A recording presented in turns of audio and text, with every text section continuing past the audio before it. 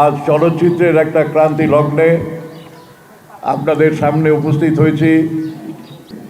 বাংলাদেশ চলচ্চিত্র উন্নয়ন কর্পোরেশন দীর্ঘদিন যাবৎ ফ্যাসিস্টের কারণে উন্নয়নের পরিবর্তে ব্যক্তিগত স্বার্থে ব্যবহৃত হয়েছে।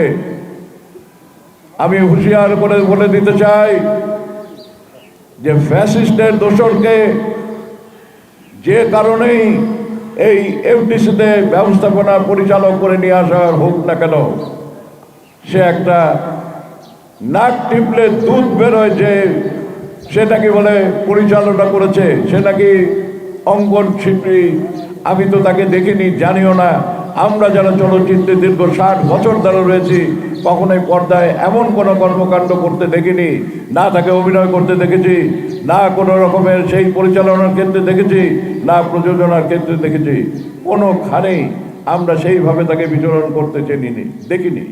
একটা অপরিচিত চরিত্র, একটা অপ্রয়োজনীয় চরিত্র। আপনি তাকে চলচ্চিত্রের অভিভাবক হিসাবে কোন সাহসে তাকে এখানে পাঠিয়েছেন? আমরা প্রতিবাদ করেছিলাম এফডিসির দরজায়, আজ আমরা ভিতরে ঢুকেছি।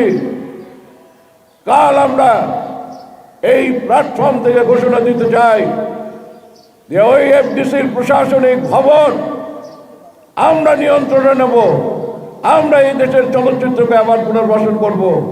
আজকে আপনারা দেখবেন যে সেখানে 3 নম্বর 4 নম্বর ফ্লোর ভেঙে এডিটিং যে জায়গায় আমাদের বিল্ডিং ছিল সেগুলোকে ভেঙে এখানে 200টা বানিয়েছে হোটেল। এটা নাকি কমার্শিয়াল বিল্ডিং হবে।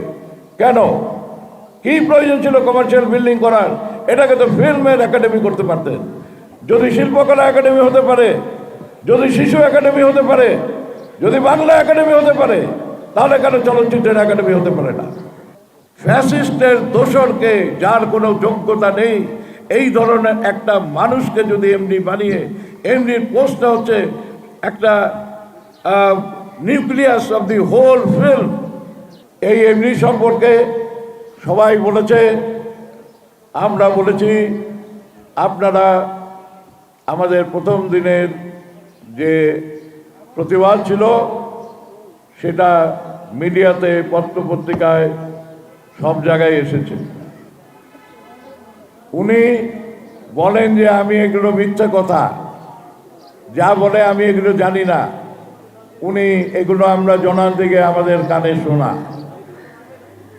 উনার এই যে ফ্যাসিস্টের দোসর আমরা যেটা বলছি, উনি সেই 18 সালে 14 সালে উনি যেসব কর্মকাণ্ড করেছেন, উনি চেষ্টা করেছেন ইউটিউব থেকে সেগুলো ডিলিট করে দিতে, বিভিন্ন জায়গা থেকে ডিলিট করে দিতে চেষ্টা করেছেন, যেন আমরা কোনোভাবেই তার এই কর্মকাণ্ডের পক্ষে কোনো ডকুমেন্টেশন দেখাতে না পারি। তার যে ছবিটি, সেই ছবিটিও আমি ইউটিউবে দেখেছি। পরে যখন আন্দোলন শুরু করি সেই ইউটিউবে সেই ছবিটি নেই। কিন্তু যে অপরাধী থাকে, অপরাধ করলে তার কিছু না কিছু চিহ্ন রেখে যায়।